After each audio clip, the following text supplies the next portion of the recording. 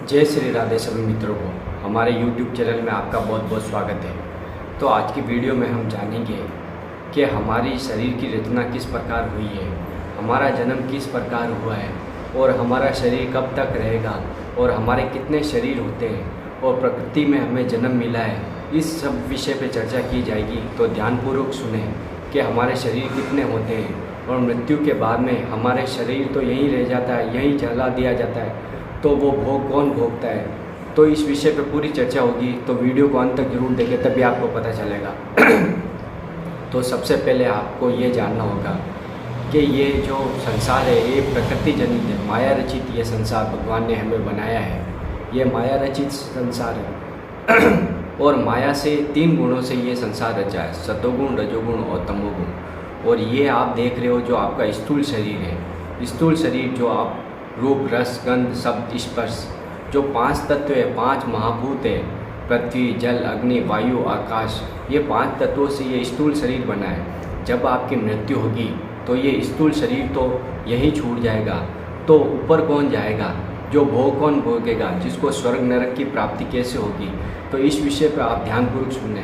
तो स्थूल शरीर तो आपका जो ये शरीर हो गया जिसे आप समझ रहे हैं, वही आपका शरीर है, जो रूप, रस, गंध, शब्द, स्पर्श सभी करता है, खाता है, पीता है, ये स्थूल शरीर है आपका। और दूसरा शरीर हो गया आपका सूक्ष्म शरीर। सूक्ष्म शरीर क्या है? सूक्ष्म शरीर आपका बना है 5 कर्मेंद्रियों से, 5 ज्ञानेंद्रियों से, 5 प्राण और 1 मन, बुद्धि, अहंकार, ये सभी आपके सूक्ष्म शरीर में होते हैं। जैसे भी आपके अंदर कोई भी वासना आती है, काम वासना आती है, भोग वासना आती है, कुछ भी चीज़ आपके अंदर आती है या आपके मन में जो भी विकार चल रहे हैं, वो सब सूक्ष्म शरीर के कारण होते हैं। अब तीसरा समझ लीजिए कारण शरीर। कारण शरीर क्या है? जो भगवान ने बनाया है, प्रकृति बनाई है, उसमें 3 गुण चलते हैं, सतोगुण, रजोगुण और तमोगुण। इन तीनों गुणों के द्वारा ही मनुष्य का स्वभाव होता है।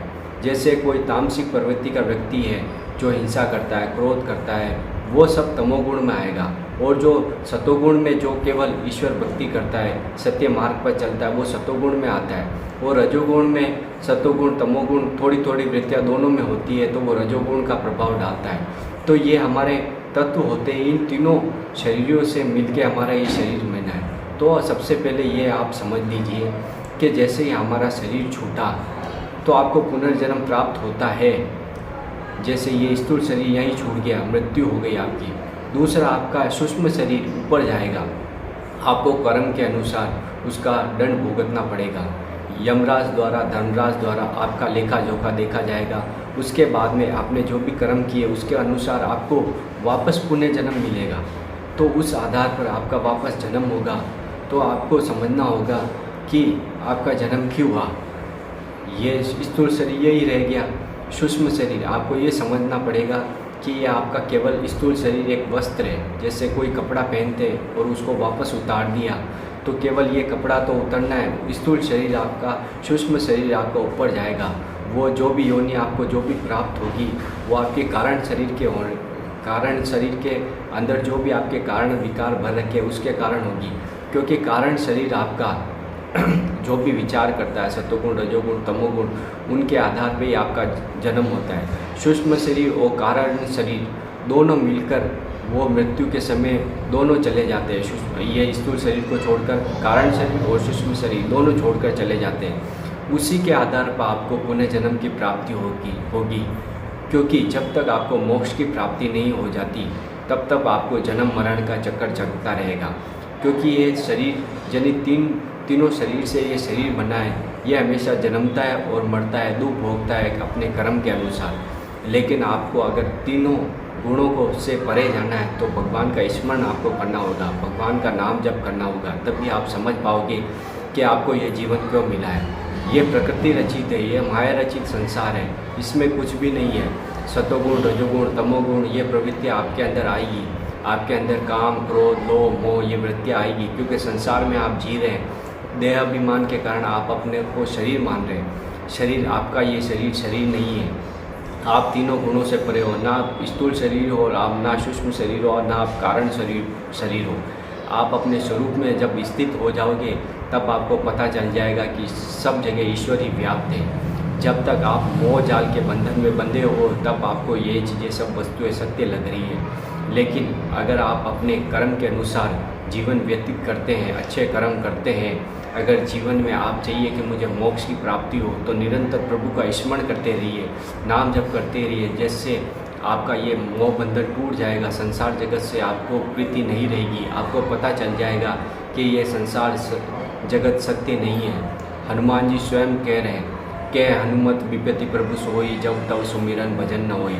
जब आपका भजन नहीं होगा तो आपके लिए बहुत बड़ी विपत्ति है। अगर प्रभु का स्मरण हो रहा है तो आपकी मृत्यु भी आ जाए तो प्रभु स्वयं लेने आएंगे आपको, क्योंकि आपको गुरु ने जो मंत्र दिया है, नाम दिया है, उसका आपका उच्चारण करते हैं तो प्रभु स्वयं आपकी जिह्वा पे विराजमान हो जाते हैं। राम नाम मन दीप धरू, जी हरिदार, तुलसी भीतर बाहरू, जो चासे उदयार।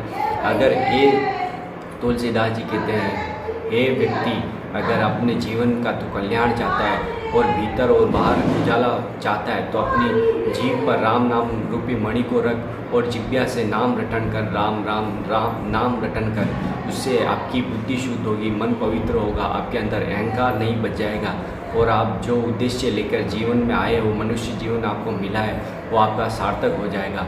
क्योंकि मनुष्य जीवन का परम उद्देश्य है भगवत प्राप्ति करके भगवान के श्री चरणों की जगह प्राप्त करना। अगर आप भगवान को प्राप्त नहीं कर पाते तो बार बार जन्म मरण आपका होता रहेगा। और आप वैसे ही आप माता के गर्भ में थे तो आप भी आपको पता नहीं कि कितना आपने कष्ट भोगा है 9 महीने तक। उसके बाद में आपका जन्म हुआ, वापस आप भूल गए, संसार के चक्कर में आके माया का एक हवा लगा और आप सब चीज़ें भूल गए। तो आप ये सोचिए, केवल आपका ये संसार में जीना एक जीना नहीं माना जा रहा है, क्योंकि आप भोग विलास में पड़े हो, काम क्रोध लोभ मोह के पीछे भाग रहे हो, इस कारण आपको ये सत्य लग रहा है। लेकिन आपने जो कठिनाई देखी है, तकलीफ़ देखी है, उस समय आपने यही प्रभु को स्मरण किया था कि मैं पृथ्वी में जन्म लेके वापस प्रभु का स्मरण करूंगा, नाम जप करूंगा, जिससे मुझे यह संसार बंधन कट जाए, मैं भवसागर को पार हो जाऊं। लेकिन माया के कारण आपको समझ में नहीं आ रहा कि क्या सत्य है, क्या असत्य है। उमा कहूँ मैं अनुभव हो अपना, सत हरि भजन जगत सब सपना। भोलेनाथ स्वयं कह रहे हैं कि मेरा ये अनुभव कहता है कि सत हरि भजन है, बाकी सब जगत सब सपना है। इसलिए आपको चाहिए कि जीवन में आपको अगर परम लाभ चाहिए, परम आनंद चाहिए तो केवल प्रभु का स्मरण करके नाम जप करिए। उससे आप ये तीनों बंधन से मुक्त हो जाएंगे। स्थूल सूक्ष्म कारण ये शरीर तीनों का राग द्वेष मिटा के आप परम तत्व को प्राप्त हो जाएंगे, जीवन में उन्नति को प्राप्त हो जाएंगे और आपका जन्म लेना सार्थक हो जाएगा। ये वीडियो आपको कैसा लगा? वीडियो को लाइक कर दे, कमेंट कर दे और चैनल पर नए तो चैनल को सब्सक्राइब जरूर कर दे, क्योंकि ऐसी ही आध्यात्मिक वीडियो हम आपके लिए लाते रहते हैं। जय श्री राधे श्याम।